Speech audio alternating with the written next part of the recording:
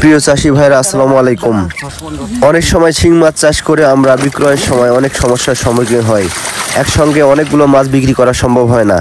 আজকে আমি চেষ্টা করব আপনাদেরকে সেই বিক্রয় কিভাবে করবেন, কোথায় নিয়ে বিক্রি করবেন সেই বিষয়গুলো আজকে জানানোর চেষ্টা করব। শিং মাছ আপনার 50 থেকে 100 মণ যদি উৎপাদন হয় তাহলে সেক্ষেত্রে বাজারে নিয়ে গিয়ে কোনো আড়তে বিক্রি করা সম্ভব হয় না। তাই ভালো কোনো ব্যাপারীর মাধ্যমে যদি আপনি মাছগুলো বিক্রি করতে পারেন তাহলে অনেক লাভবান হবেন, বাজারও অনেক ভালো পাবেন।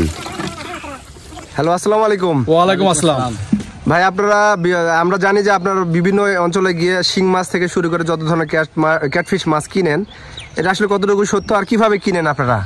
আমরা মূলত বাংলাদেশের যে কোনো জায়গা থেকে ক্যাটফিশ জগতের যেসব মাছ আছে, যেমন পাবদা, গুলশা, শিং, মাগুর, এগুলো আমরা পুকুর থেকে ফুল ক্যাশে পুকুর থেকে কিনি ভাই। বাংলাদেশের যে কোনো প্রান্তে হোক। আচ্ছা, ক্যাশ কি আপনারা পুকুরে দেন নাকি আসলে মাছ নেওয়ার পর পরবর্তীতে দেন? না, মাছ আজকে লোড শেষ, আপনার কয় মণ মাছ হচ্ছে, কত টাকা রেট হয়েছে, পাই টু পাই হিসাব করে আমরা ফুল ক্যাশ পেইড করি ভাই। আচ্ছা, মাছের দামটা আসলে কিভাবে নির্ধারণ করেন? মাছের দামটা নির্ধারণ করা হয় মূলত গ্রেডের উপরে, মাছের সাইজের উপরে ভাই বিশেষ করে। আচ্ছা, ফুল মানে এটা ফুল পেমেন্ট দিয়ে। আচ্ছা, বাকি রাখেন কি এরকম কিছু? না, বাকির কোনো অপশন নাই ভাই। আমরা যা কিনি ঠিক ওই টাকাটা ফুল পেইড দিয়ে আমরা চলে যাই, ফুল ক্যাশ।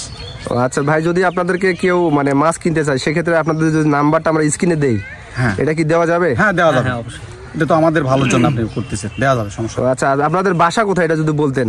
আমাদের বাসা গোবিন্দগঞ্জ কামদিয়া এলাকা, গাইবান্ধা ডিস্ট্রিক্টের। আচ্ছা, আজকে কোথায় মাছ কিনতে আসছেন? আজকে আসছি আমরা পলাশবাড়ি থানা, গাইবান্ধা ডিস্ট্রিক্টের ভিতরেই ঘোড়াবান্ধা নামে এক এলাকা আছে, এখানে আসছে। মানে পলাশবাড়ি থেকে আনুমানিক কত কিলোমিটার হতে পারে?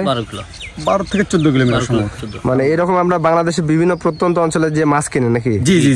না, আসলে সত্যি ভালো, এটা আসলে খামারিদের জন্য ভালো, কারণ আমরা মাছ চাষ করে অনেক সময় মাছ বাজারে তো আসলে অনেক শিং মাছ বিক্রি করা যায় না একসঙ্গে, তো এই জন্য এটা আপনাদের জন্য ভালো। তাহলে আমরা ভাই খামারিদের উপকারের জন্য আপনাদের নাম্বারটা আমরা যদি দিতে পারি, দিয়ে দেন, সমস্যা নাই। আচ্ছা ভাই, ভালো, চাষীদের জন্য ভালো ইনশাআল্লাহ। আচ্ছা, দিয়ে দিও ভাই। আল্লাহ হাফেজ, ভালো থাকেন। ঠিক আছে।